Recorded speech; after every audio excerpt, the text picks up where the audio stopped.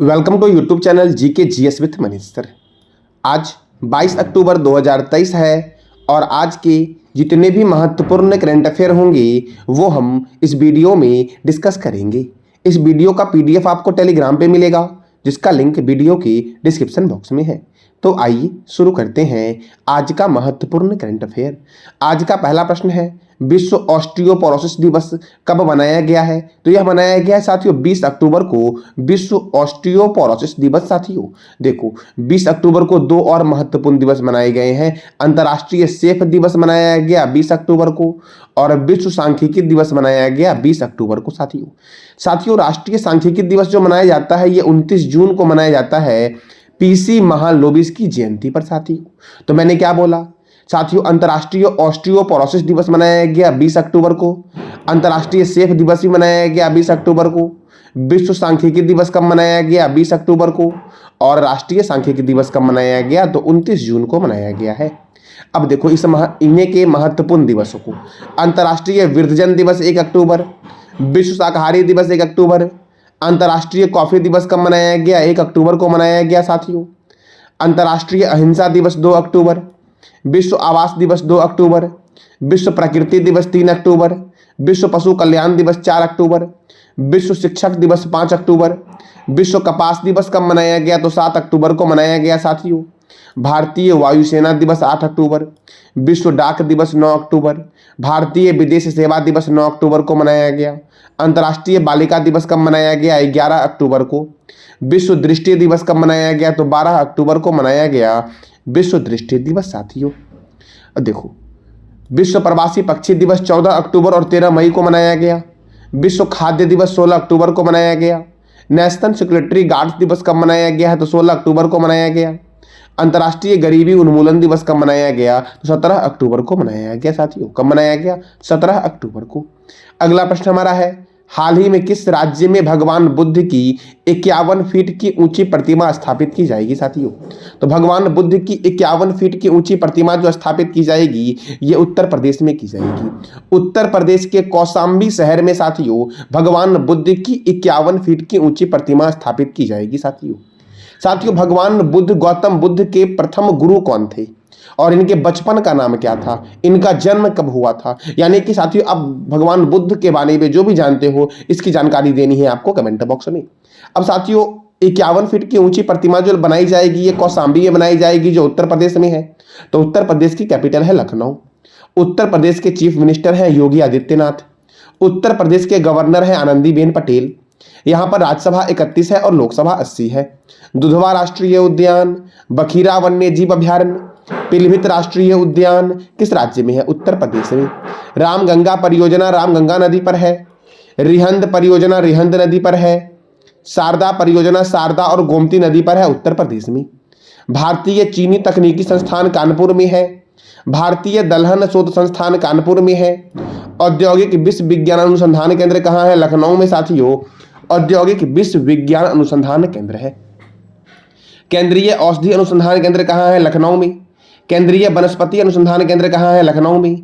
साथियों उत्तर प्रदेश के प्रयागराज शहर के पुलिस ने वरिष्ठ नागरिकों के लिए साथियों सवेरा योजना शुरू किया है। वरिष्ठ नागरिकों की सहायता के लिए कौन सा योजना शुरू किया है? सवेरा योजना।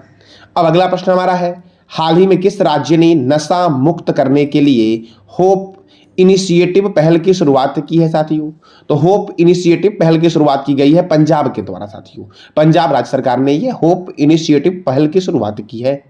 अब पंजाब ने की है तो पंजाब की राजधानी क्या है? चंडीगढ़। पंजाब के गवर्नर कौन है? बनवारी लाल पुरोहित। पंजाब के चीफ मिनिस्टर कौन है? भगवंत मान। पंजाब में राज्यसभा 7 है और लोकसभा 13 है। अबोहर वन्य जीव अभ्यारण्य, हरिके लेक वन्य जीव अभ्यारण्य कहाँ है? पंजाब में। साथियों पंजाब में 2 परियोजनाएं हैं महत्वपूर्ण वाली जो 4 राज्यों में फैली हुई है। भाखड़ा नांगल परियोजना सतलज नदी पर स्थित है और यह हरियाणा, हिमाचल प्रदेश, राजस्थान और पंजाब में है। ब्यास परियोजना ब्यास नदी पर है और यह पंजाब, राजस्थान, हरियाणा और हिमाचल प्रदेश में है। साथियों देखो रंजित सागर बांध किस नदी पर है? रावी नदी पर है। कजली झील, रोपर झील और हरिके झील किस राज्य में है? पंजाब में है। साथियों भारत की रोटी की कटोरी किसे बोला गया है? पंजाब को। स्वर्ण मंदिरों का शहर बोला गया है अमृतसर को। बगीचों का शहर कपूरथला है। 5 नदियों की भूमि पंजाब है। 5 नदी कौन कौन से हैं? झेलम है साथियों, चिनाब है, रावी है, ब्यास है और सतलुज है। श्री गुरु रामदास जी अंतरराष्ट्रीय हवाई अड्डा कहाँ है? तो अमृतसर में है साथियों। साथियों, गुरु Govind Singh super thermal power संयंत्र पंजाब में है। साथियों, गुरु गोविंद सिंह सिख संप्रदाय के कितने नंबर के गुरु थे? यह बताना है कमेंट बॉक्स में आपको। जालियांवाला बाग हत्याकांड 13 अप्रैल 1919 को हुआ था और इसकी जांच के लिए हंटर आयोग की स्थापना की गई थी साथियों। जालियांवाला बाग हत्याकांड अमृतसर में हुआ था। और साथियों, अटारी बागा बॉर्डर जो पंजाब में है, तो अटारी बागा बॉर्डर पर सबसे ऊंचा झंडा फहराया गया है भारत का साथियों, सबसे ऊंचा झंडा। अब अगला प्रश्न हमारा है, अरुणाचल प्रदेश के किस बाघ रिजर्व में विशेष बाघ सुरक्षा बल की स्थापना की गई है? तो देखो साथियों, नामदफा बाघ रिजर्व, पक्के पागा बाघ रिजर्व, कमलांग बाघ रिजर्व, अर्थात इसका आंसर हो जाएगा इनमें से सभी, अर्थात डी। तीनों बाघ रिजर्व में साथियों विशेष बाघ सुरक्षा बल की स्थापना की गई है अरुणाचल प्रदेश के द्वारा। अब अरुणाचल प्रदेश की राजधानी क्या है? ईटानगर। यहाँ के गवर्नर कौन है? कैबल्य त्रिविक्रम परनाइक। और यहाँ के मुख्यमंत्री कौन है? पेमा खांडू। यहाँ पर राज्यसभा 1 है और लोकसभा 2 है। पखुई वन्यजीव अभयारण्य, नामदफा बाघ रिजर्व और कमलांग बाघ रिजर्व किस राज्य में है? तो अरुणाचल प्रदेश में है साथियों, मौलिंग राष्ट्रीय उद्यान, दिवांग वन्यजीव अभयारण्य, टैली घाटी वन्यजीव अभयारण्य, तेजू हवाई अड्डा, पासीघाट हवाई अड्डा किस राज्य में है? अरुणाचल प्रदेश में साथियों। दीक्षा जल विद्युत परियोजना फुदंग नदी पर अरुणाचल प्रदेश में है। अरुणाचल प्रदेश में सूर्य साथियों सबसे पहले निकलती है। संगेस्तर झील या संगेस्तर तसो ये अरुणाचल प्रदेश में है।